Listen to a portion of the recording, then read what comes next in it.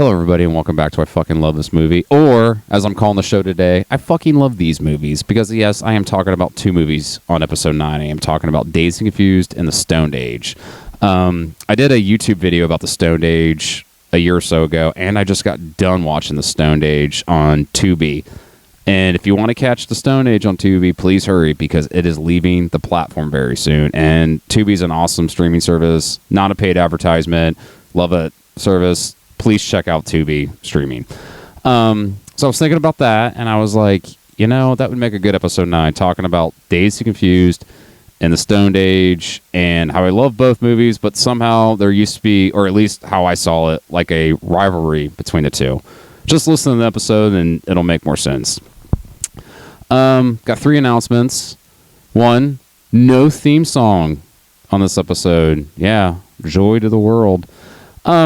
I'm not really satisfied with the theme music I've been putting on my podcast, and I'm trying to work up one that I will deem has more permanent. The other ones have just kind of, I felt, been temporary, just kind of, yeah, I just threw it together, and I don't like that. So, no theme music. Number 2, please listen to the entire episode, because in this episode, I will reveal one of the movies I am talking about on episode 10. So, stay tuned. And last but certainly not least, my little brother Keegan got married last weekend in a beautiful ceremony in Columbus to his longtime girlfriend Megan.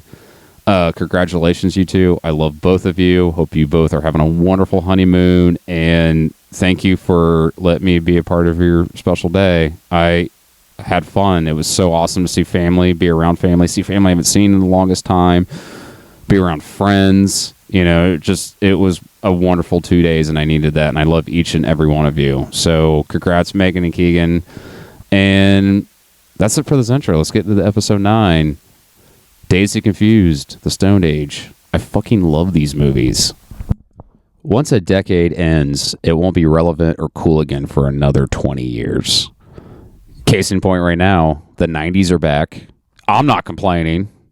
And kind of oddly enough, the 2000s are kind of coming back. But the first time I made this observation was in the early 90s. You know, it was 90, 91, 92. The 80s were over with. Everybody wanted to be rid of the 80s, which I think is kind of odd because, you know, whatever fad that was going on last decade, you enjoyed it. Whatever you were wearing, you loved wearing it. You enjoyed wearing it. Whatever you were listening to, you loved listening to it. Whatever slang term you were saying, you enjoyed saying it. So, like, why is this there? Like, oh, God, just, I can't believe that. You know, I mean, we all have it. It's human nature. I just never got that. I mean, I do it myself. So it's the early 90s. We wanted to be rid of the 80s.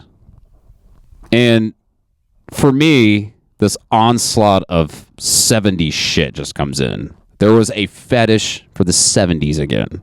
You know, VH1, which was just VH1 at that point, was showing the Partridge Family, and they were having like 70s music video half-hour blocks. I remember infomercials being shown of like music compilations of like R&B, soft rock, disco, hits of the 70s. Which is kind of scary because I remember watching these infomercials and seeing these like older people sitting there like, well, those were the days. And it was pointed out to me that those people and those commercials are not much older than I am. I'm 35. So they were probably in their 30s or they were probably in their 40s. I'm not that far away from it. So those of you that are my age, maybe a little bit older, we're definitely in the infomercial demographic, ladies and gentlemen. But what initially got me to track down the Stoned Age was there's a guy on my Instagram. His name's Media Crypt. He sells t-shirts, awesome t-shirts with like old VHS company logos on them. Highly recommend checking him out. I have yet to buy anything from him. Sorry, I will. He did the Stoned Age run, and he was talking about the movie. He had the movie on Laserdisc and whatnot. And I was like, you know, I think I've seen this movie. And, you know, let's rewind back.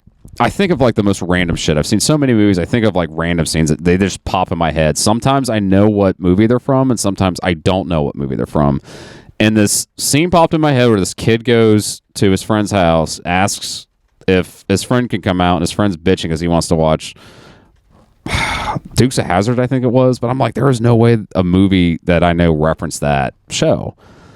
I was like, I'm crazy or whatever. I should have Googled it, but I didn't. So I ended up getting a copy of The Stoned Age. And sure enough, Tack goes to his friend, I think it's Snot Rags, door, and's like, hey, I got chicks and I got talls, man. Let's go. And he's like, I can't. I want to watch Dukes of Hazzard. I was like, that movie did fucking exist. But for the longest time, I was on that bandwagon where I thought The Stoned Age was a ripoff of Dazed and Confused. And that could be further from the truth. Because Dazed and Confused was not a big box office success. It bombed at the box office. And I don't know if The Stoned Age even had a life at the box office. Because, it was made by a smaller movie company. And generally, if you're not a hit at the box office, you're not going to get kind of copycats, if you will. I just think it's cool. I just think it was a coincidental thing where it was just like, oh, our movie's set in the 70s too, and it's going to be made and released sometime after this, big deal, whatever. And you kind of get that while watching it, because Dazed and Confused is a very nostalgic look at adolescence in the 70s. It's very realistic. It joins the ranks with American Graffiti, what they did for the 60s, and then Fast Times at Ridgemont High, and what that did to the 80s. And, American Graffiti, Dazed and Confused, and Fast Times at Ridgemont High, they all exist in this universe, this cinematic universe that we don't have a name for. But we all know that they fit in the same realm. It was very relatable. We all knew people like Wooderson. We all knew that guy that didn't, was like 28 years old and still hung around a bunch of high schooler kids. Creepy as fuck. But we all knew those people, and who graduated when we were like 3 years old. We all knew the super cool, super awesome football player that hung out with like anybody. And we all knew Randall Pink Floyd. Just very relatable, because we've all been teenagers. We've all been dealt shit, throughout high school, especially our freshman and senior years. We all had crazy nights that lasted all night. That's just like, it's very relatable.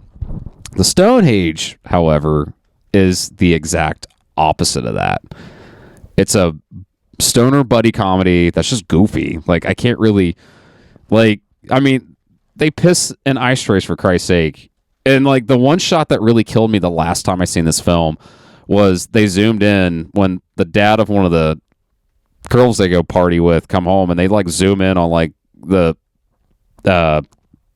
urine ice cubes, piss ice cubes. I was trying to find a clever name for it. And it's all yellow and shit. And then he yaks the schnapps and fucking, it's just a goofy ass movie. It's a funny movie. And there is one aspect of the Stone Age that I do relate to, because the two mains, they fucking love Blue Oyster Cult. Now, being a guy who loves music, being a musician, I got friends that like, we both love this one band. So that was very relatable to me, and I noticed that the last time I watched it. Other than that, it's goofy. And that, I got all my, beer drinking friends. We all hang out, and granted, we unfortunately don't drink Ox 45 Talls because they don't exist. So, essentially, like I said, they're two different movies. But they have both great qualities, like I just got done saying. And the comparisons is so unfair. But then again, if, like I said, you're the outside looking in, you're just going to assume it was a ripoff. And it's just funny to think that, and I say this earlier, Dazed and Confused was not a success. And that weirds people out when I tell them that too. They're just like, it wasn't a success. It was not. Like, it tanked at the box office. Here's what happened. We'll use Dazed and Confused as an example. Okay, a movie like Dazed and Confused got released to Universal, one of the major studios. And it may have been a Regency Pictures. I'm not too sure. I wasn't there, unfortunately. I would have loved to see that movie during its original theatrical run. But I was 7, maybe. I think it was like 93, 94. So it got released, bombed at the box office. Generally, when a major studio releases a movie and it bombs at the box office, it gets put on home video for purchase or rent. It goes... turns right, home video, and has a life of its own. Goes left too. I don't know if this analogy makes any sense. Just bear with me. It goes on cable. probably had a small pay-per-view window, and then it had a very small window on like the pay movie networks like HBO, Showtime, Cinemax, and then it got unleashed on the cable, like, you know, USA, TNT, TBS. You know, that's where I first saw it. I want to say I seen it on USA maybe. And the Stone Age kind of has the same thing. I'll try to use a better analogy. Went on home video and, you know, ran her by, you know, was given new life through that. And then cable probably had a very limited on pay-per-view. Limited, when I say limited, they probably only had like one pay-per-view channel showing it. Because I remember if it was a big movie, it was like 5 to 10 channels. And if it was small, it probably had one, and you had to catch it when it was actually on, because you had to order it through your remote. It was kind of like buying a movie off like a streaming service back in the day, but it was through your cable network. For those of us that were not there, I have to explain that too. And that's cool. That's what this podcast is all about, is nostalgia. From this pay-per-view, I can't see a movie like that lasting too long on pay-per-view. I could be wrong. I could be wrong about any of this. Probably went on the movie networks for a minute, and then went on cable, and that's how I seen both films.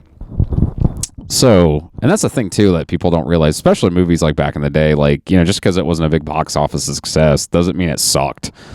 You know, that just means, I don't know, it just wasn't its time, but it found new life on home video and cable. And that's, you know, Dazed and Confused is a prime example of that. Stone Age is a prime example of that. The one thing I will say, besides the fact that they're both set in the 70s, that makes them similar, is they have some of the same songs. They play some of the same songs on the movies and on the soundtrack. Let me pull the soundtrack up for the Stone Age. I'll be able to tell you what songs were played in both films. I remember. I know that much. Pulling it up. Thank you, high-speed internet. Remember dial-up? Kids today don't know about like getting dial-up and you being hot shit. Like, it's just it's a privilege now. Actually, it's a right now. It's not a privilege. Paranoid, that was played in Dazed and Confused. I loved how they played Hocus Pocus by Focus. I fucking love that song. And if you have never heard it and never seen Baby Driver, fucking Google that shit. Highway Star, that was another one played in Dazed and Confused.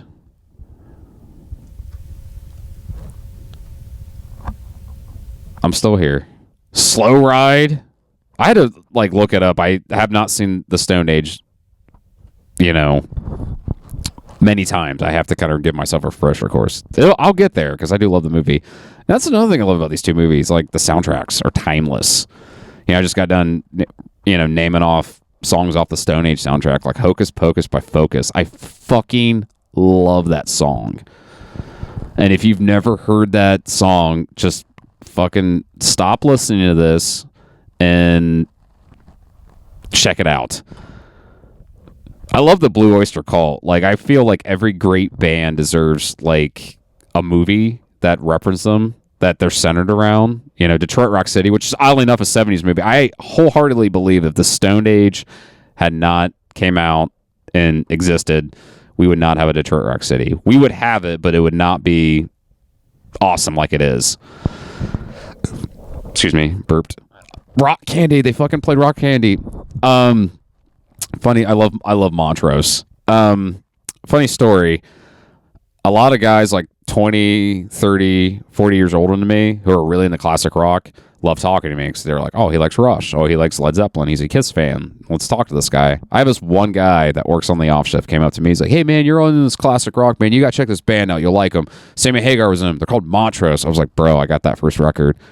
He's like, no shit. I'm like, no shit, dude. Like, you know, that was one of the first records I'd really heard that somebody, like an American band, really kind of tried to hone in on that whole Zeppelin sound. And Ted Templeton, man, fucking nailed it with those guys. And fun fact, Ted Templeton ended up producing, I think, the first 4 or 5 Van Halen records. And he produced the Montrose record, which had Sammy Hagar in it. And if you know your music history, ladies and gentlemen, Sammy Hagar joined Van Halen, I want to say 12 years after the first Montrose record, if it was made in 74. So yeah, small world, ain't it? Enough about the Stoned Age soundtrack. It's got a pretty good soundtrack. But that was the thing too, that, you know, music licensing is kind of scarce. I don't know how it is now, but back then it seemed like it was scarce, because if you sit down and really think about it, and you think about how many times you heard a certain song in a movie, it's because why? I mean, you know, you have a budget, you have to kind of make do with said budget. You know, you got to pay for it, make sure everybody gets paid and all this, and everything's taken care of. I think music licensing, unless it's like crucial, is probably one of the last things that kind of gets considered. And music licensing is not cheap at all. I looked it up. I think it's like anywhere between $5,000 to $500,000. I know Thunderstruck costs like $500,000 to license in a movie. I read an article about that. And I'm assuming that the songs on here were relatively priced to be, you know, obviously be featured in the movie. Same with Dazed and Confused.